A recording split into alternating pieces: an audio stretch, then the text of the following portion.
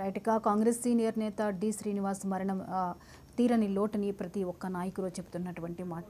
ఆయన ఒక గొప్ప వ్యక్తిగా, రాజకీయ ధురంధరుడిగా పేరెన్నికగన్నటువంటి వ్యక్తి డి. శ్రీనివాస్. డి. శ్రీనివాస్ మరణం అందరికీ తీరని లోటు. ఇక ఈ అంశంపై మరిన్ని అప్డేట్స్ని మా ఇన్పుట్ ఎడిటర్ నవీన్ అందిస్తారు.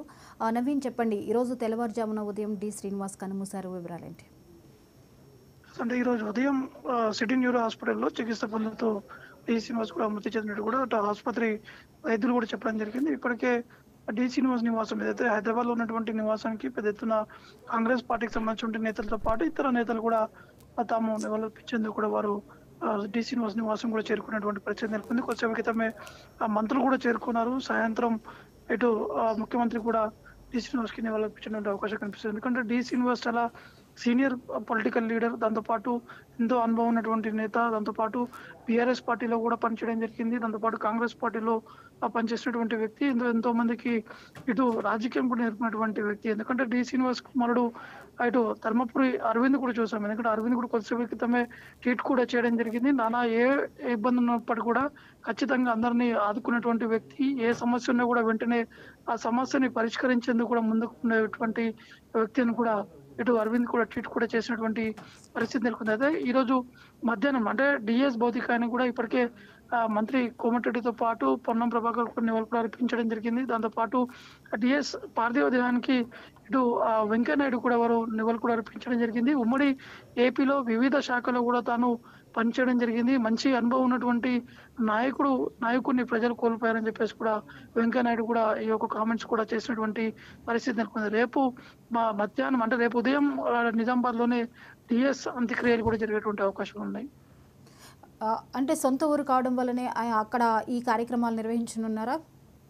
ఖచ్చితంగా. ఎందుకంటే ఈరోజు ఢిల్లీలోనే ఎంపీ ధర్మపురి అరవింద్ ఢిల్లీలో ఉన్నారు. వారు మధ్యాహ్నం వరకు కూడా ఇటు హైదరాబాద్ చేరుకుంటారు. మధ్యాహ్నం తర్వాత ఇక్కడ నుంచి హైదరాబాద్ నివాసం నుంచి తన స్వస్థలమైనటువంటి నిజామాబాద్ కూడా డిఎస్ పార్థివ దేహాన్ని కూడా తరలిస్తారు. రేపు అక్కడ పూర్తి స్థాయిలో కూడా ఈ అంత్యక్రియలకు సంబంధించినటువంటి ఏర్పాటు కూడా చేయడం జరిగింది.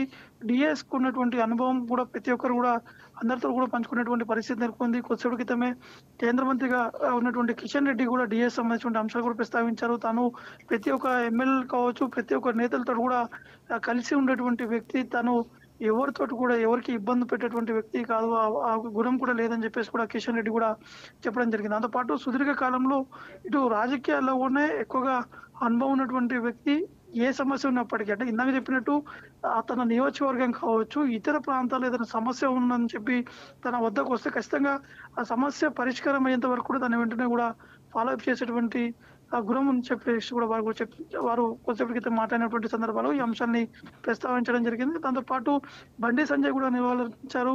వారు కూడా డిఎస్ సంబంధించిన అంశాలు కూడా ప్రస్తావించడం జరిగింది. తెలంగాణ ఉద్యమంలో కూడా కీలక పాత్ర కూడా పోషించారు డి శ్రీనివాస్. దాంతో పాటు బడుగు బలైన వర్గాల నుండి కూడా ఎదిగినటువంటి వ్యక్తి. డిఎస్ స్మృతి రాష్ట్రాన్ని తీరని లోటు అని చెప్పేసి కూడా బండి సంజయ్ కూడా చెప్పడం జరిగింది. నవీన్, అప్పట్లో పిసిసిగా ఆయన పాత్ర కాంగ్రెస్ పార్టీకి ఎలా ఉండేది? ఆయన సేవలు ఎలా అందించబడ్డాయి?